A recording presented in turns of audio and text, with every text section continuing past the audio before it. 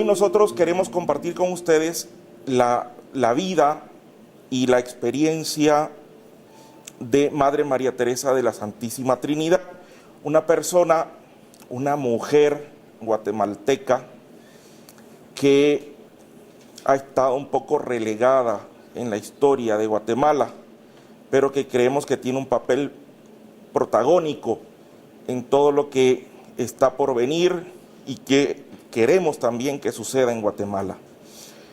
La finalidad nuestra es muy simple en todas nuestras alocuciones: dar a conocer la vida de la Madre María Teresa. ¿Por qué? Porque no se conoce de ella. Algunos han oído en los últimos 8 o 9 años hablar de Madre María Teresa y otros han tenido la oportunidad también de escuchar de ella algunos años antes, pero es muy poco lo que se conoce. Entonces damos a conocer un poco su figura. También la proponemos a ella como modelo de vida. ¿Por qué? Porque consideramos que es una persona que vivió virtudes a un modo extraordinario, de modo heroico, diríamos nosotros también, y enfatizar también su experiencia de fe. Madre María Teresa es una religiosa, carmelita descalza, que tiene un contexto histórico y que vivió la experiencia de Dios, porque ese es el mundo, el fenómeno religioso. Vivió la experiencia de Dios centrada en su entorno histórico.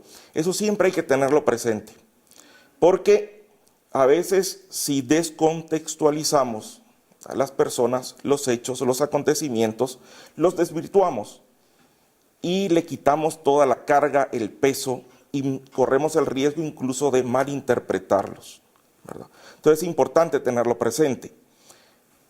Siempre que nos ponemos delante de un público así como ustedes para compartir sobre la vida de la Madre María Teresa, les dejo esta diapositiva porque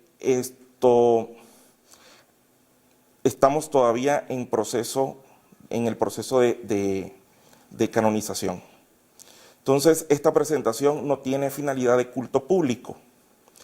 Esta presentación es informativa, ¿verdad?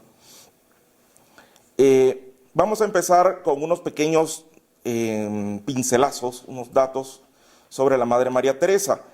Sus padres, ¿quiénes fueron? Fueron don Juan Fermín Aycinena Irigoyen y doña Micaela Piñol Muñoz. Ambos padres de una trayectoria reconocida en Guatemala. Su padre,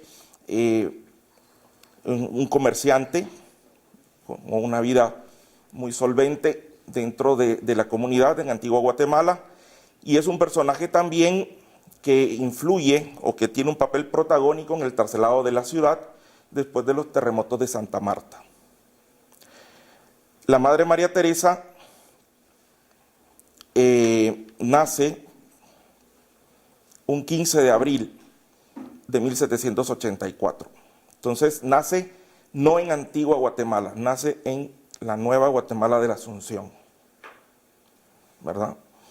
Nace aquí, ya dijimos quiénes eran sus padres, y inmediatamente unos días después de su nacimiento, el 18 de abril, es bautizada y confirmada. Antiguamente la confirmación no era como hoy que se espera que el niño o que la persona tenga unos 15 años, que es la madurez que la iglesia pide para este sacramento, sino que inmediatamente después del bautismo se conferían se conferían juntos, porque son los sacramentos de iniciación cristiana. Entonces este acontecimiento se realiza en la iglesia de Candelaria. ¿Por qué? Porque la catedral todavía no existe. Está en construcción. El que realiza el bautismo y la confirmación es el arzobispo Monseñor Cayetano Francos y Monroy.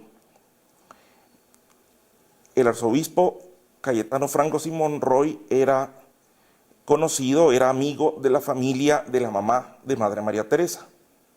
Entonces, como una deferencia, pues también él es el que realiza el bautismo y le imponen el nombre de María Teresa de Jesús Anastasia Cayetana. Entonces, María Teresa, por una devoción, María Teresa de Jesús, una devoción muy particular en la familia de la mamá de la Madre María Teresa, porque tiene 2 hermanas en el convento de Santa Teresa, y Cayetana en honor a su padrino, que va a ser también precisamente el que le confiere el bautismo, que es el arzobispo Cayetano Franco Simón Roy. Aquí tenemos una copia de la inscripción del bautismo de la Madre María Teresa. Resulta interesante, esto son documentos originales. Si vemos aquí está la firma del arzobispo de Guatemala. Yo me imagino que ustedes han oído de las famosas marginales o las anotaciones marginales que hacen en los libros parroquiales. Cuando ustedes se bautizan, se hace la inscripción del bautismo. Pero a lo largo de su vida, y que se van recibiendo otros sacramentos, por ejemplo, el sacramento del matrimonio, se hace una anotación marginal. Se dice marginal porque es al margen del acta, en donde se pone con quién se contrajo nupcias, en qué fecha, quiénes fueron los testigos, los datos. Y se van añadiendo, ¿verdad? En el caso de la Madre María Teresa, hay una nota marginal aquí que describe que la Madre María Teresa fue religiosa. Vamos a ver si podemos hacer un acercamiento. Esto es a mano, está escrito alrededor de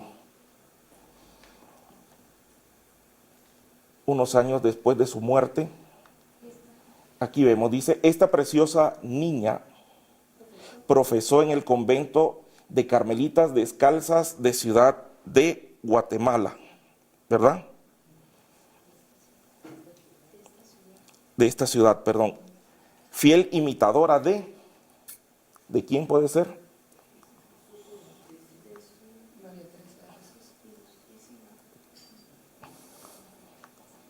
Se los voy a leer porque aquí hay unas anotaciones interesantes. De su Santa Madre Teresa de Jesús floreció con pasos agigantados en todas las virtudes propias de su estado, en tanto grado que todo el mundo le concedió o le condecoró con el nombre de Santa. Durmió en el Señor el 29 de noviembre de 1800, causando su muerte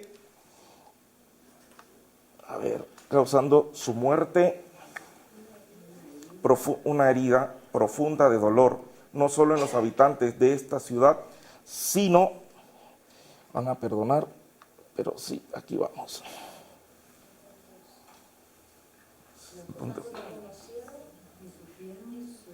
De sus acendradas virtudes, en una palabra, hasta a sus mayores enemigos.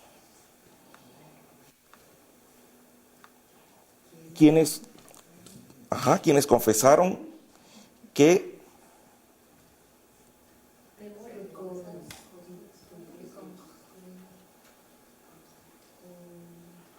justicia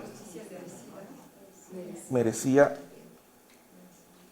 el nombre de Santa. Muy bien, cuesta un poco leerlo. Entonces, como ustedes mismos pudieron leer, esto es un documento antiguo en donde se testifica no solo que existió, que fue parte de este convento, que vivió una vida ejemplar hasta el extremo, sino que llama la atención que habla de sus enemigos, personas contrarias a ella, a sus ideas, a sus propuestas, a sus expresiones, y que estas mismas personas reconocieron que ella debería ser reconocida como una santa.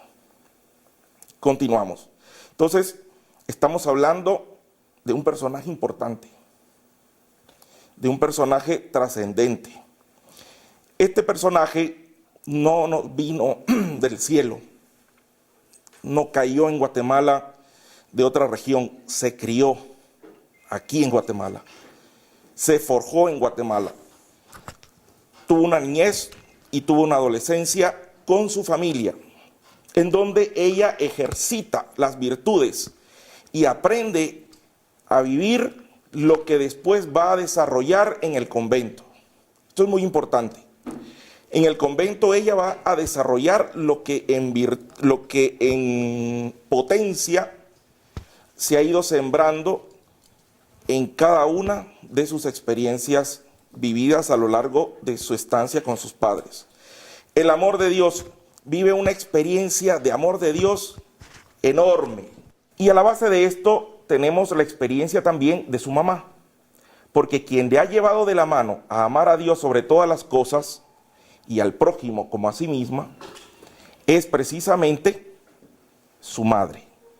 Ella ha sido la educadora primera de la experiencia de Dios y le ha enseñado a buscar a Dios y a rechazar al pecado.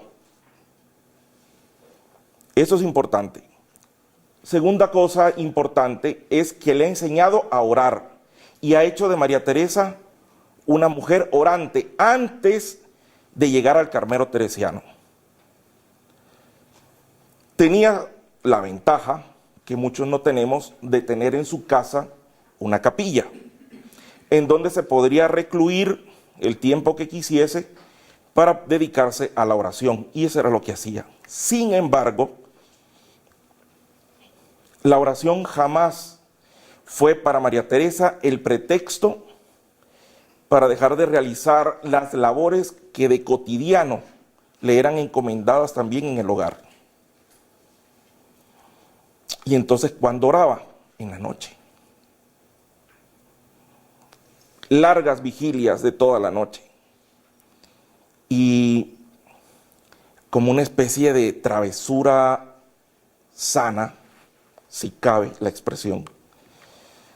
Cuando sus papás se acostaban, se dormían todos en la casa, ella se levantaba con sigilo y se iba a la capilla a orar. Esa era su experiencia de oración.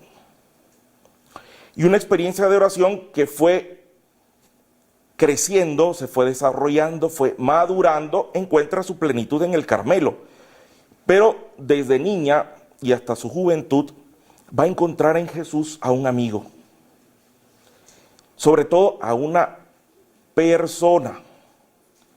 Y creo que por esta experiencia de oración que tiene ella es la base por la que opta por el Carmelo a la hora de entrar a la vida religiosa, porque habían otras opciones. Y vamos a ver más adelante por qué. El tema del rechazo del pecado es importante, pero si hemos puesto estas tres, solo tres, hay muchas más, podríamos hablar de muchas más, pero solo estas tres virtudes porque son propias de nuestra condición como laicos. El amor de Dios nos corresponde a todos, nos atañe a todos, amar a Dios sobre todas las cosas. No es una experiencia de una religiosa o de un sacerdote o de un religioso.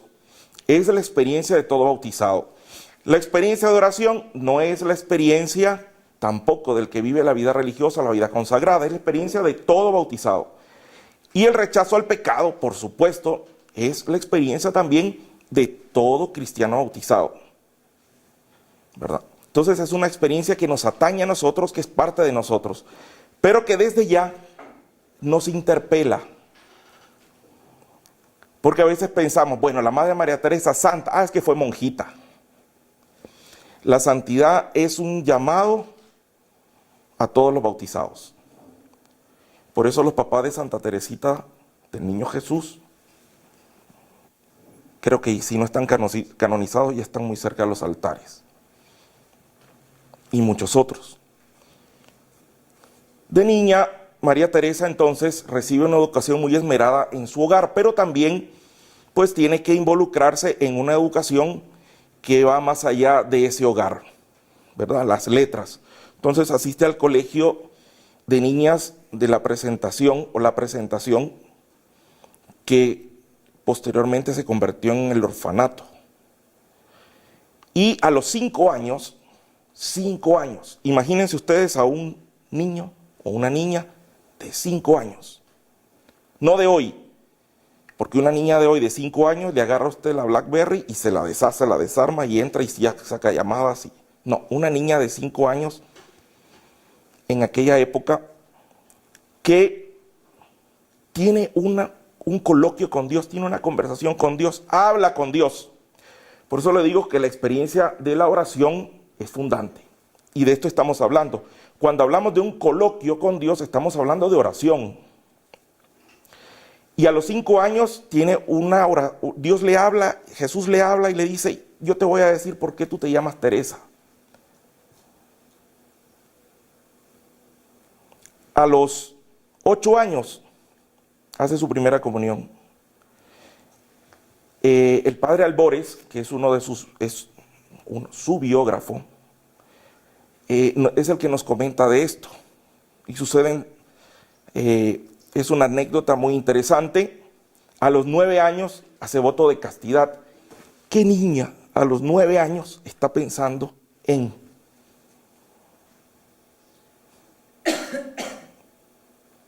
Esto implica conciencia de sí misma. Esto implica también madurez psicológica. Madurez psicológica. Y como les contaba también, vigilias, ayunos, mortificaciones corporales, ejercicios de virtudes. Ejercicio de virtudes, lavar los platos después del almuerzo en su casa. Estaba la muchacha que iba a lavar los platos, jalaba su banquito y se subía a la pila a lavar también. Ejercicio de virtudes, la limosna, que salía con su mamá a visitar los hogares más necesitados de la ciudad y les ayudaban con la limpieza de la casa a estas personas, o les daban alimentos o víveres. Entonces, estas experiencias, que son fundantes para su vida posterior, las aprende y las vive en su hogar, en su casa. Volvamos al tema del coloquio. ¿Cuál fue la conversación que tuvo con Dios? El Padre nos dice que el Señor le habla de esta manera: Teresa, hija, ¿me oyes? ¿Oyes mi voz? Sí, Señor. ¿Me conoces? Sí, Señor. ¿Sabes quién te habla? Sí, Señor. Tú te llamas María en honor de mi madre, y este nombre tiene 5 letras. Su significado en ti es que será señalada con mis llagas para alabanza y gloria de mi nombre. Teresa significa gracia, y tú la hallarás a mis ojos si con humilde corazón te niegas en todo, siguiéndome por el camino de la cruz. El nombre tiene un proyecto. Hay un proyecto de parte de Dios para María Teresa, y está inscrito en su nombre. Pero tiene unas condicionantes. Tú vas a tener esas llagas por una razón: para alabanza y gloria de mi nombre, no para otra cosa. Y tú, Teresa, tienes una misión. Esa misión la vas a vivir si, y solo si, eres humilde ante mí y te niegas en todo, y me vas a seguir por el camino de la cruz. ¿Qué le está pidiendo Jesús a María Teresa? Le está pidiendo que sea una cristiana ejemplar. No le dice: te vas a ir al convento de Santa Teresa con las monjas. No le dice. Ni siquiera le dice que va a ser monja. Le dice: tú te llamas María Teresa por estas razones. Entonces es un proyecto de vida para la niña María Teresa, no para la monja María Teresa. ¿Por qué es importante esto? Volvemos otra vez a recordar: es la persona. Y esta persona como tal, para realizar ese proyecto, necesita buscar las mejores condiciones y oportunidades. Y en ese descubrimiento es que María Teresa, en noviembre 21 de 1807, decide que es el momento, cuando tiene 23 años, de ingresar en el convento carmelitano. Entonces, ¿por qué las carmelitas? Hay muchas razones. Algunos aducen que porque ya tiene dos tías que son religiosas en el convento y entran ahí. Ella en su diario dice, yo no quiero ir a las carmelitas porque ahí están mis tías. Y yo no quiero que piensen que ando buscando privilegios. Ella quiere irse a otro convento. Pero resulta que los conventos tienen una cuota por razones de subsistencia. Santa Teresa de Jesús, si ustedes leen sus obras, en las fundaciones, da el número exacto de monjas que debe tener un convento. Y en las constituciones de las monjas lo dice también. En el convento no pueden haber más de ese número, 30, pongamos. Solo hay una excepción para tal situación, y es que el convento esté pensando fundar en otro lugar, otro convento. Solo así se le permite tener más de ese número de religiosas. Ese no fue el caso en Guatemala. Entonces, y de los otros conventos que habían, el convento donde quiere ir ella, ya no hay cupo, escribe ella en su diario. Entonces, tiene que, si quiere entrar al convento, tiene que aceptar ir a Santa Teresa porque era el que tenía todavía la posibilidad de aceptar nuevas o de aceptar novicias. Entonces ella a los 23 años, el 21 de noviembre, toma el hábito carmelitano en el convento de Santa Teresa y San José, o de Señor San José y Santa Teresa en Guatemala. ¿Sabe dónde quedaba ese convento? No, ¿conocen la iglesia de Santa Teresa? Era la capilla pública del convento de Santa Teresa. ¿Conocen la Cruz Roja? Era la huerta del convento, o parte de la huerta del convento. Y ese convento, cuando es expropiado a las monjas, se lo quitan a las monjas y, en fin, es el que hacen cárcel.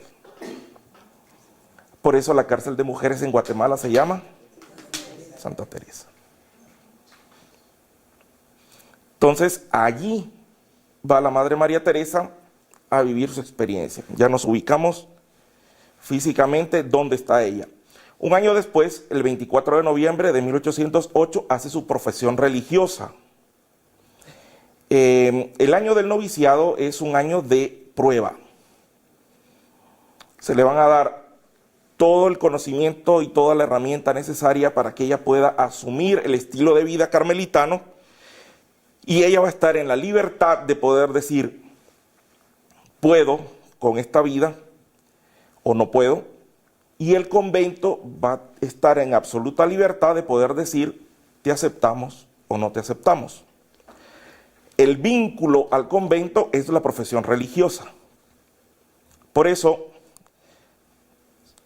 miren, esta es un dibujo, ¿conocen la cúpula? De Santa Teresa desde el Cerrito del Carmen. Es un dibujo muy antiguo, no tiene, los barrios están todavía casas muy pequeñas. Y aquí tenemos un retrato de la Madre María Teresa de novicia. Velo blanco, el escapulario.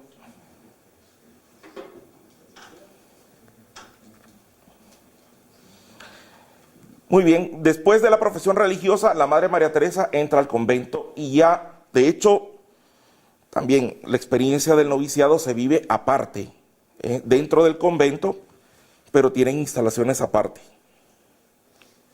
No tienen vida común en todos los aspectos con el resto de las monjas. Entonces, María Teresa, una vez profesa, que entra a la comunidad, va a desempeñar algunos cargos. Dentro de la vida religiosa, y sobre todo de las carmelitas, es una vida de una rutina. Levantarse en la mañana, ir al coro, rezar, después del coro a desayunar, Después del desayuno vienen las actividades del convento, limpieza, etcétera. A la media mañana tienen nona, rezan nona. Después de eso continúan las actividades del convento. A mediodía se reza sexta. Después van al refectorio, almuerzan. En la tarde a las 3 rezan nona. Y después después del almuerzo tienen un poco de recreación. La recreación no es jugar, sino que se sientan todas en una sala de estar y unas hilan, otras tejen, otras cosen. El trabajo también significa ir a la huerta, a sembrar, a limpiar, a cultivar lo que tengan. En la tarde tienen vísperas, tienen la Eucaristía, rezan oficio de lectura porque son de claustro. A las 9 de la noche tienen completas, y a las 12 antiguamente, si ellas no tenían oficio de lectura, tenían maitines, 12 de la noche. Después de maitines, la Madre María Teresa se queda en oración. ¿Hasta qué hora? De 12:30 a 3 y media, 4 de la mañana, significando que a las 5 estaban en el coro de regreso. ¿A qué hora duerme? Toda esta vida rutinaria, de todos los días, también hay otros oficios que tienen que alternarse con toda esta vida y que son parte de sus responsabilidades. Y la Madre María Teresa las va a ejercer. Uno, el oficio de enfermera, por muchos años. Desde novicia hasta profesa, va a ejercer el oficio de enfermera. ¿Qué significa enfermera? Atender a los enfermos de la comunidad, a las religiosas, acompañarlas, cuidarlas, velar de ellas, llevarles la comida, atenderlas. Pero sobre todo, si ustedes se piensan bien, el oficio de enfermera, eso es un oficio de la caridad, porque eran monjas muy ancianas, que lo que necesitaban más era una persona que les escuchase y que les manifestase cariño, atención.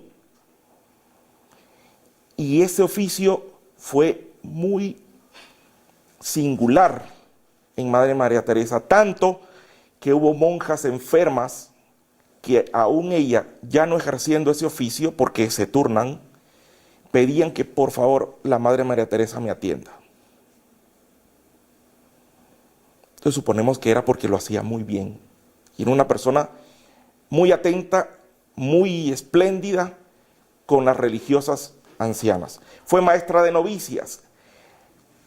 Yo no me atrevería a decir que es el más importante, pero sí es trascendente el oficio de maestra de novicias. ¿Por qué? Porque es la que le va a enseñar a las nuevas pupilas cómo se deben conducir en el convento, cómo deben asumir. Tiene que llevarlas de la mano para que vayan asumiendo en su propia vida la experiencia de lo que significa ser carmelita. No son conocimientos, no son solo conocimientos, es experiencia. Por tanto, el maestro o la maestra de novicias tiene que ser ejemplar, modélico. Y ella fue mucho tiempo maestra de novicias. Y priora del convento. Priora del convento es importante, es la cabeza del convento, es que el que dirige el convento. Pero también es la que sabe oír, la que tiene experiencia, la que conoce la ruta hacia donde el convento se dirige, qué es y qué significa ser religiosa carmelita en Guatemala, aquí y ahora. ¿Qué dice la iglesia? ¿Qué piensa la iglesia? Es el nexo, ¿verdad? Entonces es muy importante. Estos oficios los asumió ella con mucha responsabilidad, con mucha honestidad, pero sobre todo con mucha caridad. Y eso es importante, mucha caridad. Vimos entonces que es carmelita. Como ya vi que Coralia les dio un CD véanlo. Yo voy a hacer propaganda todavía. Si pueden ver la vida de Santa Teresa, que en el 82, para el centenario, o antes, en preparación creo que fue, hizo la televisión española con Concha Velasco. Mírenla. Es largo, pero miren, es de los mejores documentales que se han hecho sobre Santa Teresa. El Carmelo es vida de oración, es vida de abnegación evangélica, es asumir los valores de Cristo orante, que quiere decir Cristo en constante relación de amistad con Dios Padre. Por eso Santa Teresa, cuando define la oración, la define como trato de amistad, estando muchas veces a solas con quien sabemos nos ama. Solo de este enunciado, el carmelita puede destilar una experiencia de Dios profunda. Y como Madre de María Teresa ya vive una experiencia de oración, el Carmelo es el ámbito ideal para que ella pueda realizarse, para que ella pueda llegar a alcanzar aquello que Jesús a los 5 años le dijo: este es tu proyecto de vida. Te vas a asemejar conmigo, vas a ser semejante a mí. En el Carmelo existen muchas figuras trascendentes también y que son modelos para nosotros el día de hoy. Santa Teresa de Jesús, que es la fundadora, o de Ávila, como la conocen, San Juan de la Cruz, que le ayudó a fundar o a reformar el Carmelo masculino. Está Santa Teresita del Niño Jesús, han oído hablar de ella. ¿Saben cuál es? Es la que aparece con las rosas, ¿verdad? Que dijo que cuando ella moriría iba a hacer que llovieran rosas del cielo. Está también, ¿quién más? ¿Conocen a alguien más? San Pedro de Alcántara fue un colaborador excepcional de Santa Teresa de Jesús en su experiencia de oración.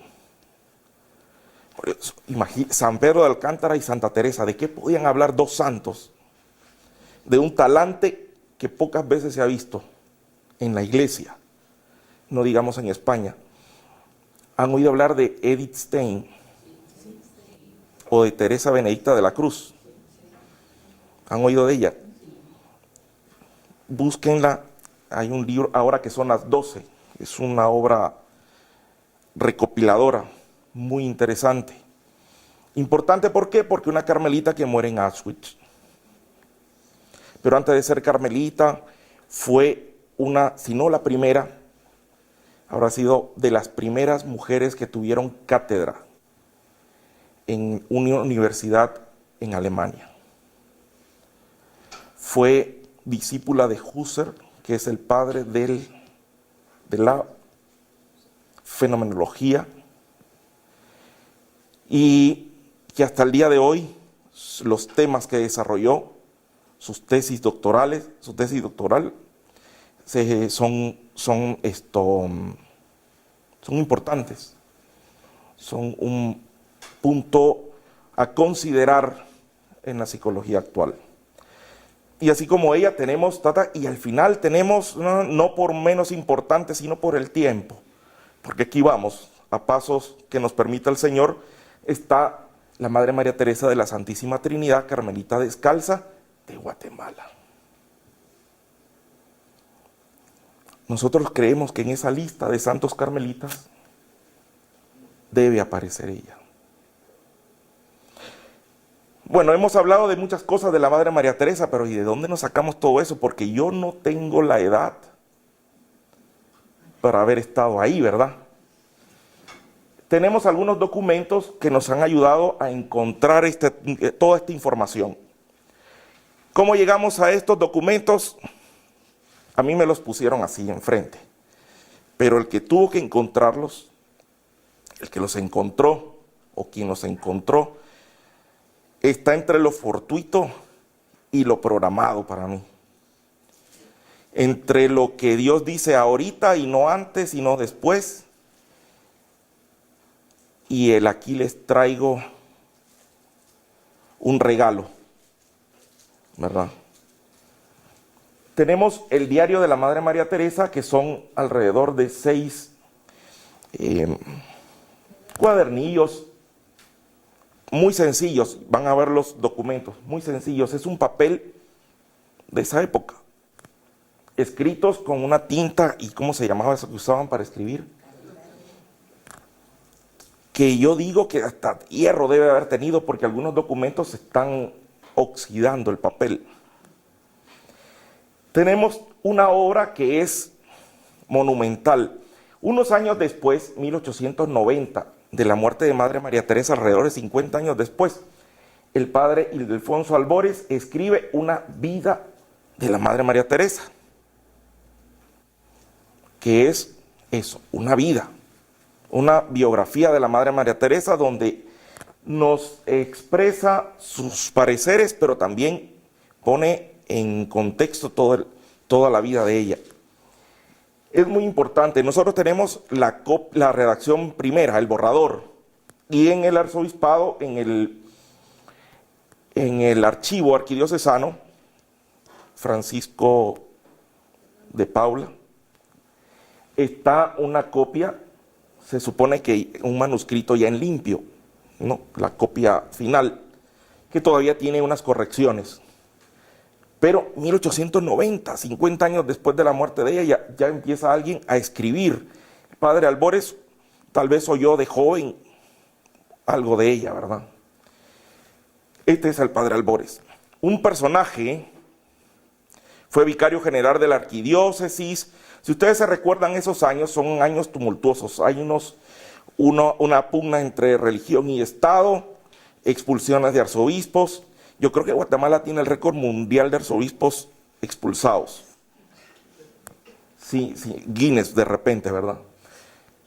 Y este señor se planta un día en la Asamblea Nacional y les dice: ustedes no van a tomar la iglesia del Carmen para el Congreso. ¿Qué iba a hacer este padrecito? Llegaba. Después de todo lo que había pasado a la iglesia, después de todo, no van. Es una persona de carácter, una persona también con credibilidad, incluso ante aquellas personas que quieren acabar con la iglesia. Entonces, creemos que es una persona, es un documento a considerar. Tenemos también una cantidad de atestados, alrededor de 24 atestados. ¿Qué son los atestados? Son documentos firmados por el arzobispo y sellados con el sello del arzobispo, y testigos que han presenciado alguna de las gracias particulares que recibe la Madre María Teresa. Entonces son testigos de esos acontecimientos. Entonces aquí tenemos una colección, unas copias. Son documentos originales los que ustedes van a ver en este momento. También tenemos 3 informes que hace el padre José Villageliu, un franciscano muy docto, que fue superior de los franciscanos en Guatemala y fue profesor de teología en el seminario de los franciscanos, que hace 3 informes en fechas distintas para presentarlos al arzobispo, por supuesto, a petición del arzobispo Casaus Torres, para que examinara el espíritu y examinara los acontecimientos que estaban sucediendo a la Madre María Teresa de la Santísima Trinidad. Entonces el padre Villageliu se ha presentado en el convento, ha interrogado a la Madre María Teresa y también ha sido testigo de algunos de los acontecimientos, gracias o fenómenos sobrenaturales que experimenta la Madre María Teresa. Y aparte de él hay otros documentos que también son de este carácter de atestado o testimonial de acontecimientos. En estos documentos hay 2 documentos al menos de don Pedro de Molina. ¿Saben quién es? Muy bien. Y un documento firmado también, que estuvo presente el párroco de San Salvador, antes de la independencia, José Matías Delgado. Tenemos también una relación, en realidad esta relación primera es un conjunto de 7 relaciones, o sea, 7 redacciones, 7 narraciones sobre los sucesos extraordinarios que se han observado en la muy reverenda Madre María Teresa de Jesús de la Santísima Trinidad, religiosa carmelita de nuestro convento de Guatemala, desde el primer viernes de Cuaresma hasta el día de hoy, 19 de mayo de 1816. Aparte de este, también, como le digo, hay 7 relaciones más breves. Cartas. ¿Cuántas cartas? Cartas de conciencia. ¿Qué son las cartas de conciencia? Las cartas de conciencia son documentos en los que la Madre María Teresa le comunica al arzobispo alguna de las gracias, sucesos, visiones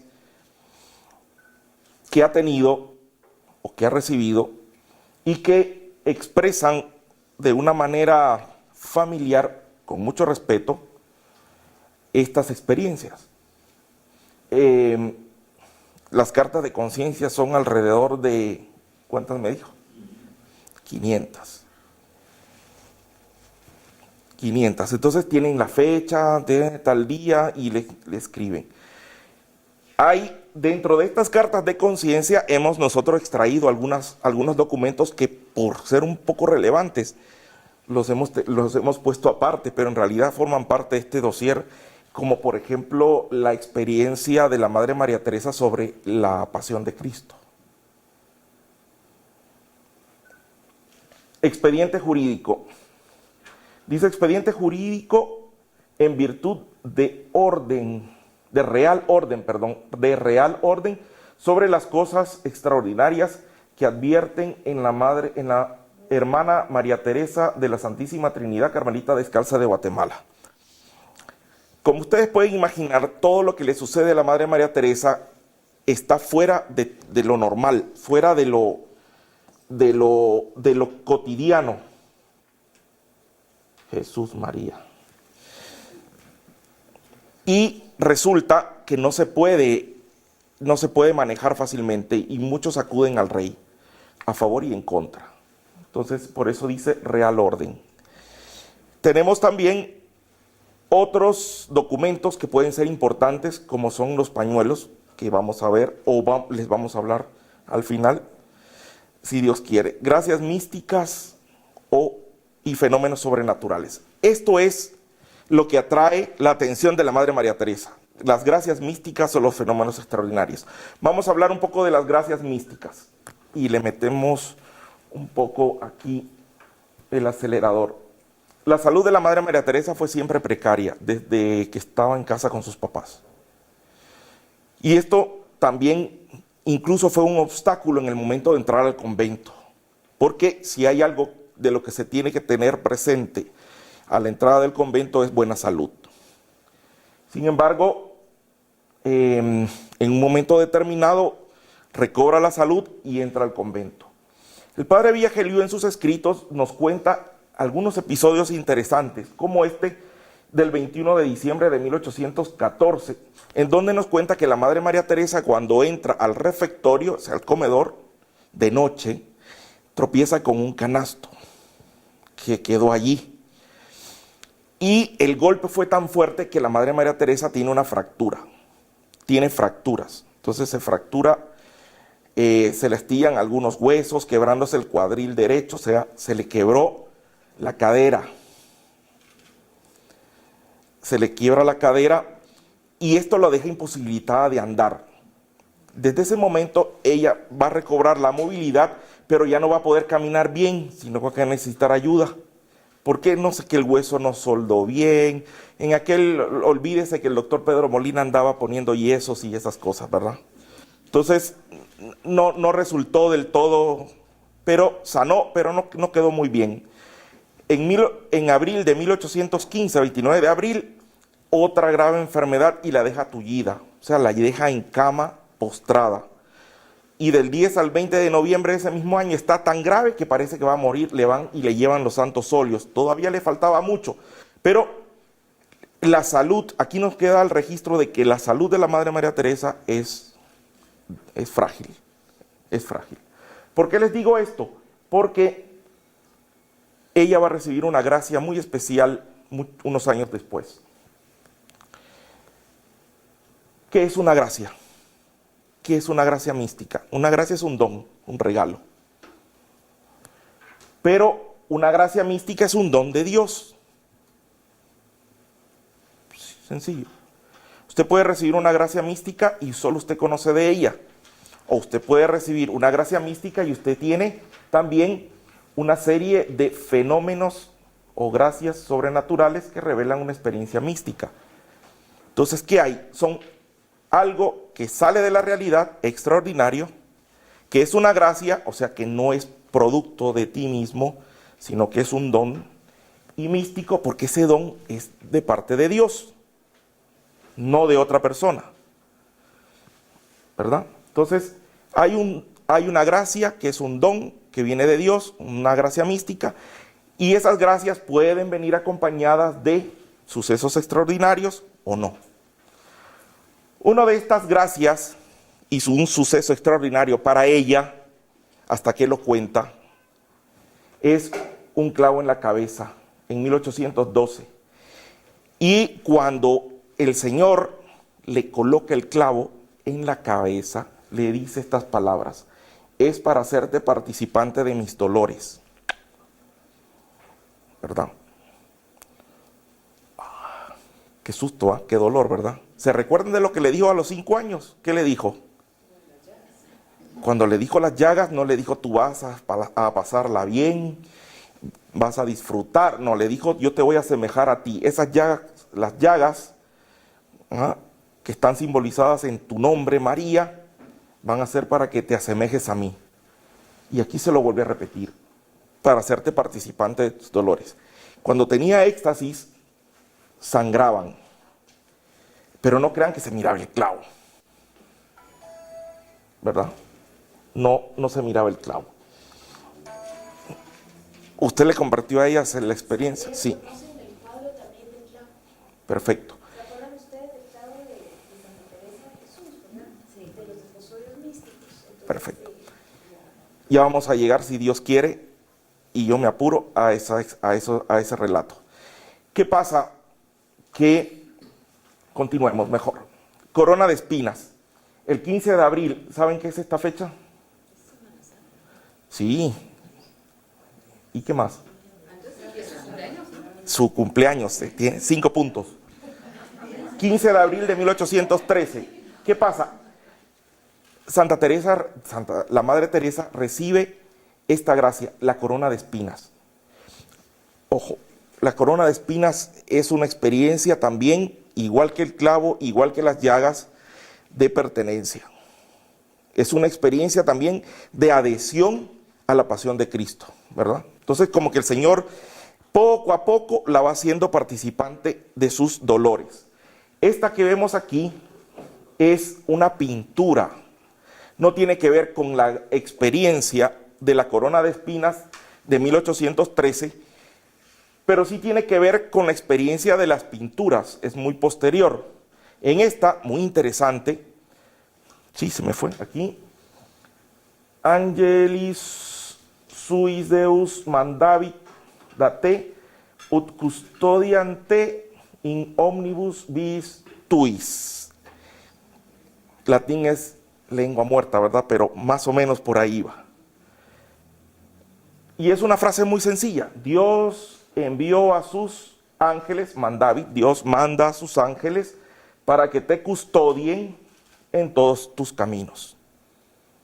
Entonces tenemos una corona de espinas que es signo de la pasión, que le recuerda a la Madre María Teresa que Jesús crucificado es su amor eterno, y que le está haciendo semejante a él, y todavía le escribe un mensajito y le dice: no te preocupes, los ángeles van a cuidar de ti.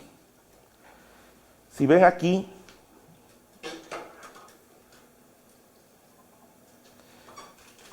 Es BHIPFDA.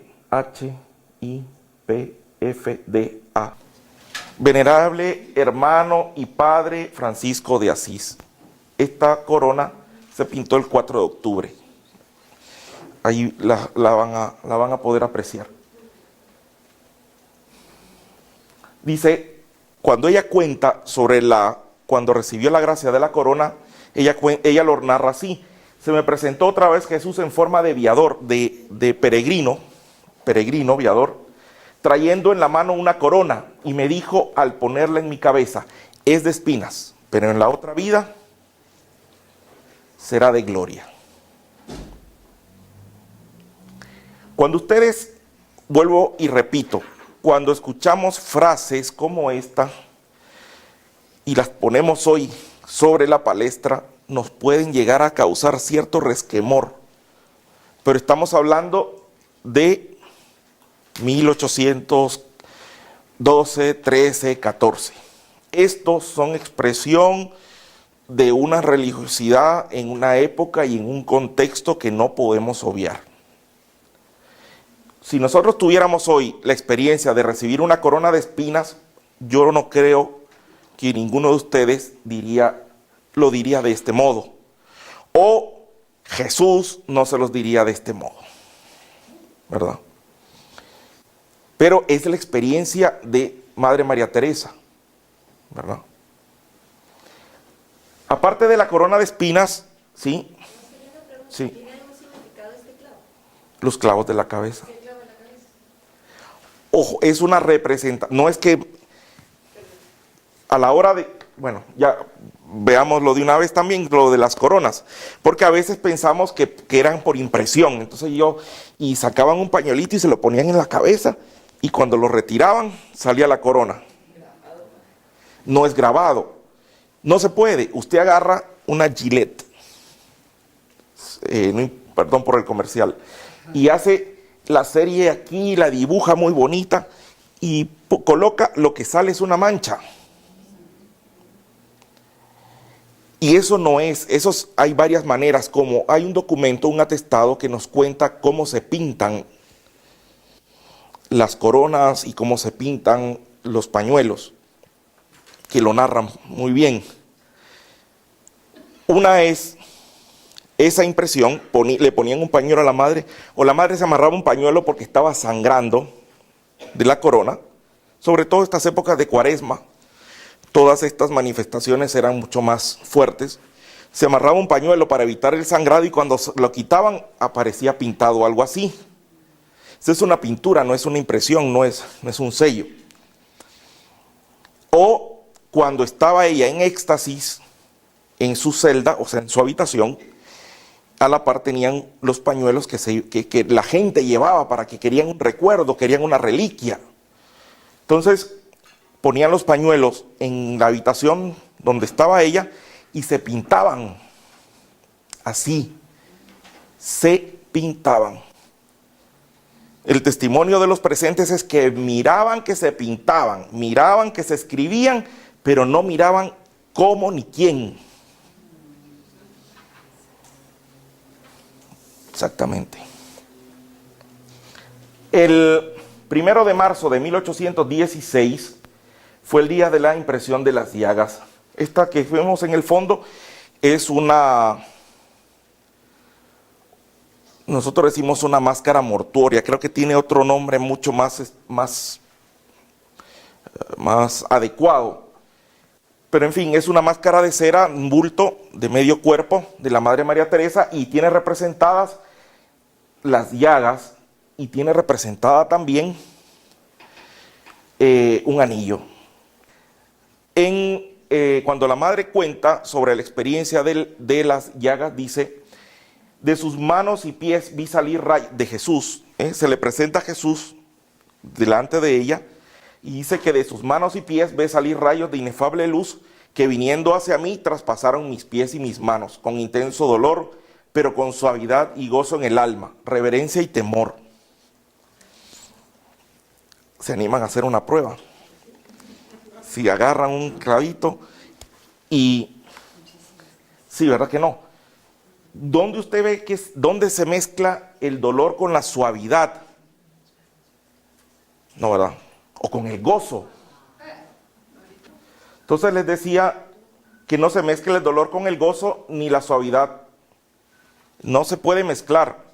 Sin embargo, si ustedes son